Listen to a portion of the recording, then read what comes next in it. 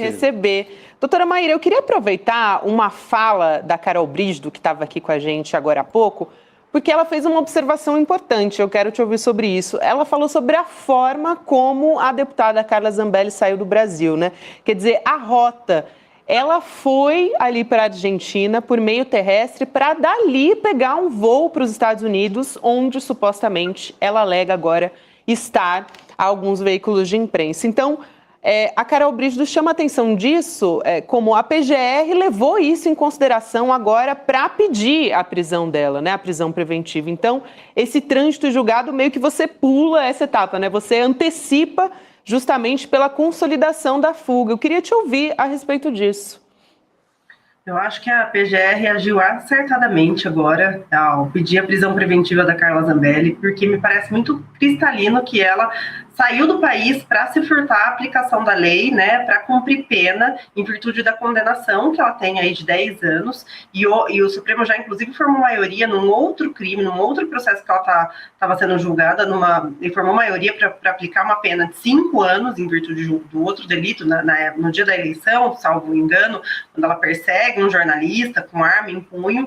Então, quando ela é notificada, né, ela dá inclusive declarações públicas que ela não aguentaria ficar na cadeia, que ela não aguentaria cumprir pena, que ela não teria saúde o suficiente para isso, que aqui fazendo um parênteses, né, salta aos olhos, porque esse povo há pouquíssimo tempo estava pedindo golpe militar, há pouquíssimo tempo estava transgredindo aqui as nossas normas para atentar contra o Estado Democrático de Direito, e aí de repente ela sai do país sem qualquer manifestação, sem comunicar ao judiciário de que ia sair do país, sendo que existem condenações contra ela, processo tramitando, vai para a Argentina, vai depois para os Estados Unidos. Me parece muito clara essa fuga da Carla Zambelli. E o pedido da PGR vem em uma ótima hora, justamente porque há indícios suficientes de que ela se furta a cumprir a condenação. Ela se furta a aplicação da lei, que é justamente o que dá ensejo à prisão preventiva que a gente tem previsto lá no artigo 312 do Código de Processo Penal.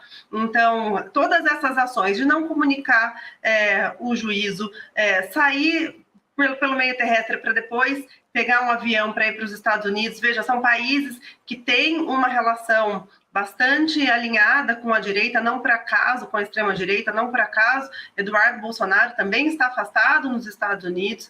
Ela declara nessa entrevista que ela vai para a Europa justamente também para se aliar com outras pessoas da extrema-direita. Então, me parece assim que a fuga está estabelecida. Agora é ver como que a gente consegue trazê-la de volta para cumprir pena no Brasil e ficar eventualmente presa preventivamente para que possa ser assegurada a aplicação da lei penal. Bom, aí a segunda parte da questão, né?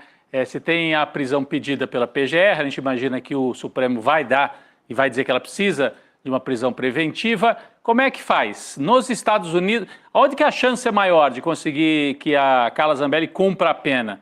Nos Estados Unidos ou na Itália? Ela já disse que na Itália ela é inalcançável, porque ela tem cidadania, nacionalidade italiana. Se ela viajar para a Itália, aí a Carol Brígido levantou a possibilidade, bom, poderia cumprir pena, até na Itália mesmo. Então, será que ela vai escolher, a senhora não é, a Maíra não é advogada da Carla Zambelli, mas ela pode escolher a tática de ficar nos Estados Unidos, onde politicamente talvez ela possa fazer mais barulho, ou ir para a Itália, onde ela vai ter uma cobertura jurídica mais forte. Que caminhos que a gente pode esperar, então, daqui para frente? Rodrigo, primeiro a gente tem que saber onde ela está, né? Verdade. E isso, por essa razão, é muito importante o pedido da PGR, não só de prisão preventiva e bloqueio dos bens da Carla Zambelli. É importante que se diga que ele não pede, o PGR ele não pede só a prisão preventiva para assegurar a aplicação da lei, pede o bloqueio dos bens dela e também pede que ela seja inserida numa lista vermelha da Interpol, que basicamente é um sistema de cooperação entre os países para que se possa identificar eventuais pessoas foragidas. Então, ponto 1, é importantíssima esse acordo de cooperação com a Interpol, para que a gente possa identificar onde ela está. E aí depende muito do país que ela está, para ver os acordos e os tratados internacionais que o Brasil tem com esses países, no que diz respeito à extradição, né? Então, se ela estiver nos Estados Unidos, Pode ser que ela tenha a sua extradição decretada. Agora, eu queria chamar a atenção para um ponto que, muito embora ela tenha cidadania italiana, isso não confere de plano que ela não pode ser extraditada para o Brasil. O Brasil, salvo engano, ele tem um acordo com a Itália nos casos em que os crimes são comuns, ou seja, quando é tipificado o crime aqui no Brasil e é tipificado o crime na Itália, também pode, mesmo pessoa que é considerada cidadã italiana, ser extraditada para cumprimento de pena no Brasil. Inclusive, a gente tem um precedente do Henrique Pizzolato, salvo engano, que foi condenado na época do Mensalão a 12 anos de reclusão e teve sua extradição, que era cidadão italiano também, e teve sua extradição deferida para o Brasil. Então, não é que ela está a salvo de todo na Itália, ela há de ainda enfrentar essa batalha, e acho que é muito provavelmente que ela seja, assim, extraditada para cumprir pena no Brasil. Na pior das hipóteses, ela pode cumprir pena na Itália também. Talvez esteja querendo ganhar tempo, né, Chico? Talvez, além de tentar ganhar tempo, doutora Maria, também talvez ela aposte politicamente no governo italiano também, num certo apoio, né? Mas a Itália parece que ainda tem uma divisão de poderes, né? Assim, acreditar que vá, inclusive, pular essa divisão e acatá-la, né? Isso seria mais fácil nos Estados Unidos, né? Eu acho que, além de tudo, Chico, o que chama atenção na manifestação dela é que ela continua tentando contra a democracia brasileira, né? Quase como se ela falasse, realmente, agora, fora do Brasil, eu posso continuar falando os absurdos que eu sempre falei e que, inclusive, ensejaram a sua própria condenação.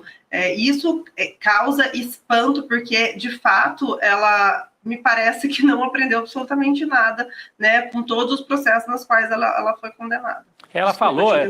Não, desculpa, você estava falando ainda, Maíra, desculpa. Não, eu ia dizer que ela disse, ela falou para a CNN o seguinte, não existe mais justiça no Brasil. Ela falou, eu estou vindo para os Estados Unidos para me tratar de um problema de saúde, mas também não existe mais justiça no Brasil, então daqui eu vou poder falar o que eu preciso. Então ela está afrontando a justiça brasileira de fora do país. E doutora Maíra, completando o que o Rodrigo falou, ela teria direito a recursos ainda no Supremo, né? Por isso que ela não teve um mandato de prisão imediato depois da condenação. O tal dos embargos de declaração. Ainda levaria talvez alguns meses, né? Então ela não acredita nisso, nos recursos, ela prefere a fuga. Exatamente, e ela, veja, deputada federal que justamente teria a obrigação de defender as instituições brasileiras, as instituições da República, atenta contra a confiabilidade não só do sistema eleitoral, mas do nosso próprio poder judiciário. Tem gente que pergunta por qual razão ela não tinha tido ainda o seu mandato de prisão expedido, uma prisão preventiva, enfim. É importante a gente lembrar que a prisão ela é exceção no Brasil, né? Deveria pelo menos ser exceção. A gente sabe que existe um encarceramento em massa de uma camada da sociedade muito bem definida, né? Que é uma discussão que a gente faz quase que diária, cotidianamente aqui entre pessoas que aplicam o direito, mas a prisão ela é uma exceção. No caso agora da Zambelli, ela virou justamente o ponto de regra, o ponto convergente, porque ela praticou esses atos de fuga, ela praticou essa tentativa de se furtar a aplicação da lei, ela continua falando atrocidades do nosso sistema judiciário, ela continua falando atrocidades dos nossos poderes da República. Então, nesse caso em específico, a prisão preventiva dela é mais do que salutar para a garantia da ordem pública, além de tudo, não só para a aplicação da lei, mas para a garantia da ordem pública.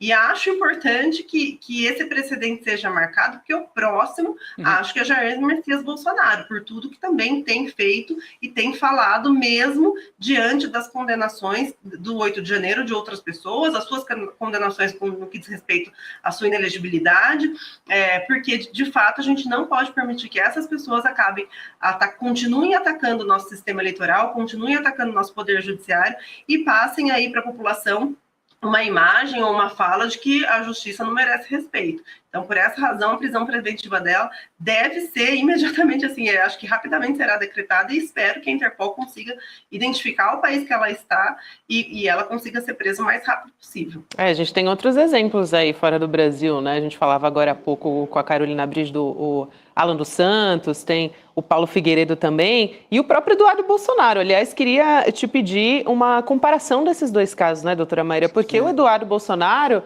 também, até foi citado por ela agora, né, em uma dessas entrevistas. Ela usa como exemplo. Exatamente. Se bem que desses todos, né, desculpa, Gabi, só para complementar a tua pergunta, desses todos, ela é a única que está condenada, Sim, né? a Porque única. o Alan dos Santos está foragido, não sei se o Alan dos Santos tem condenação contra ele, eu acho que não. Ele tem pedido de prisão. Tem pedido de prisão. E o Paulo Figueiredo está denunciado, não se defendeu, pode virar réu à revelia. Exato. São casos assim parecidos, mas o caso dela parece que é mais grave ainda, porque ela já é uma condenada a 10 anos de cadeia. Mas o Eduardo Bolsonaro se licenciou enquanto estava respondendo. Nesse sentido, sim. Também, continua atacando a democracia brasileira, né? Sim. Eu acho que esse ponto, Gabi, é fundamental do ataque à democracia, porque me parece que os crimes são continuados, né? Eles não param de cometer ataques ao nosso Estado Democrático de Direito e ficam o tempo todo fomentando aí essa iniciativa de golpe de Estado, etc. O que me chama a atenção e que eu acho que é mais grave no caso da Carla Zambelli é justamente a questão da condenação. Eu acho que o outro, eu não me lembro o nome agora, que tem a prisão decretada também, sem dúvida alguma, esse está um pouco pior, porque esse já tem a prisão decretada. Alan Santos, desculpa, me falhou aqui. Esse é mais grave ainda, que já está com a prisão decretada, mas a Zambelli, após a condenação, é uma atitude que ela pratica de fato para se furtar a aplicação da lei. Ela sai do país e dá algumas declarações anteriores falando que não dá conta de ir para a cadeia, não dá conta de ficar no sistema prisional. O Eduardo Bolsonaro está respondendo o processo, não teve prisão decretiva, pedido de prisão preventiva, decretado. Acho que também passou do ponto disso não acontecer, porque continua aí inflando a população, fazendo uma série de manifestações que são mentirosas, atacando, falando que o Brasil está numa ditadura judicial, quando a gente sabe que isso não é verdade. Acho que talvez, a partir de agora, a PGR comece a analisar mesmo a viabilidade de outros pedidos de prisão preventiva ou então de medidas cautelares diferentes da prisão, para que a gente garanta, como eu disse, a ordem pública, né? Porque senão isso daqui, de fato, vai virar uma atrocidade. As pessoas vão acreditar mesmo que, muito embora você tenha a legislação, você tenha um processo com eventual condenação, é só você sair do país que você não sofre nenhum tipo de consequência. Claro. Doutora Maíra, eu queria também confirmar rapidamente, o Chico citou aqui que a Zambelli ainda tem recursos, né, que ela pode entrar contra essa condenação no Supremo Tribunal Federal. Imaginando, né, isso poderia suspender aqui os efeitos da condenação do Supremo Tribunal Federal? Só para entender aqui rapidamente, tirar essa dúvida. Não, ela o que pode acontecer, suspender efeito de condenação, não tem. O que pode acontecer, ela ter uma diminuição de pena, ou eventualmente ter algum não sei quais seriam os, porque agora, salvo engano, estão em embargos declaratórios. Embargos declaratórios é para você sanar algum tipo de contradição, erro ou omissão na decisão judicial. Via de regra, não há nenhum tipo de modificação de pena nessa fase. Depois ela pode apresentar um recurso, porque ela foi condenada, acho que pela primeira turma, né, do STF, e aí ela pode apresentar um recurso para o pleno. Mas não existe suspensão dos efeitos de condenação. Ela continua condenada e não estaria ainda cumprindo pena justamente porque cabia recurso. Agora, o fato é que ela utiliza essa condenação, essa de 10 anos, né, que é onde estão os embargos, para sair do país e se furtar, de fato, a aplicação da lei. Ela tem outros processos que estão vindo por aí, um que, inclusive, já tem maioria consolidada no caso que eu citei anteriormente, que a pena já é de 5 anos, né? Então, já se formou maioria para esse. Ela já foi cassada pelo Tribunal Regional Eleitoral do Estado de São Paulo, né? Então, assim, em virtude também da disseminação de fake news, de desinformação. Me parece que ela é vezeira do sistema criminal, useira e vezeira do sistema criminal, né? Tanto no que diz respeito ao âmbito eleitoral, quanto também ao direito penal. E agora não quer sofrer as consequências de seus atos. Não sei se vocês também têm alguma questão sobre a Carla Zambelli, mas eu queria aproveitar a doutora Maíra aqui para a gente falar sobre semana que vem, né, que a gente tem uma expectativa no dia 9 de junho de o Jair Bolsonaro estar cara a cara com o ministro Alexandre de Moraes. Então, a gente vai para uma próxima fase do julgamento da trama golpista, né, doutora Maíra? Eu queria te ouvir rapidamente, que a gente já está chegando aqui ao final, mas não queria deixar de ouvi-la a respeito desse encontro aí, que acho que vai ser histórico. A partir de segundo, né? A partir de segundo, é isso. Eu acho que vai ser. Acho que Bolsonaro deve estar sem dormir aí pelos últimos dias, né? Porque, para quem sempre atentou contra a democracia, contra o Estado Democrático de Direito, tem feito iniciativas de anistia, tem bradado em todos os cantos para tentar também se furtar das suas próprias responsabilidades. Vai ser bastante curioso, depois de tudo que ele falou do ministro Alexandre de Moraes, encontrar cara a cara com o ministro e ter que responder às perguntas dos ministros. Eu acho que os advogados de defesa de Bolsonaro devem estar preparando ele aí para esse depoimento, mas acho que o Bolsonaro não tem sequer assim, inteligência emocional para aguentar algum tipo de pressão, e pressão que eu digo, pressão de perguntas, né, da própria PGR e do próprio ministro.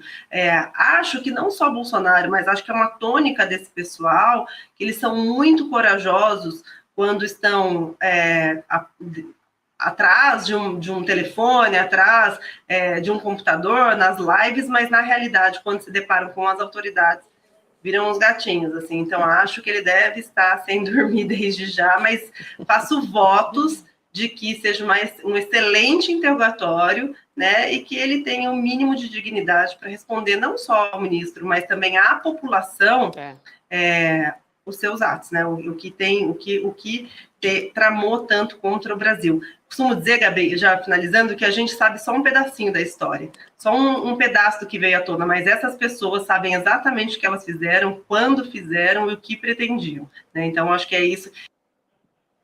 Acho que a gente teve uma interrupção aqui com a doutora Maíra, né? Mas a gente espera esclarecer mais esse pedacinho aí da história. Aproveitar e agradecer a doutora Maíra Recchia também. Muito bom. Voltou. Doutora Maíra, você estava fechando ali a ideia. A gente espera, né? Esclarecer mais um pedacinho dessa história, querida. Muito obrigada e até a próxima. Obrigada, Gabi. A última coisa, eu queria muito deixar um abraço para o Valber Braga, meu colega, que sofreu aí nos últimos dias uma atitude lamentável. Então, como colega aqui da advocacia, quero deixar meu carinho, meu respeito, minha admiração e solidariedade a ele. Obrigada, gente. De todos nós. Obrigada, Muito bom. Lembrado. Ele que foi intimidado pela polícia boliviana em La Paz, porque ele está defendendo o Evo Morales lá na Bolívia. Está no nosso site, inclusive, essa história do Dr. Valber Agra também. A gente pode acompanhar todos os detalhes por lá. Agora, gente...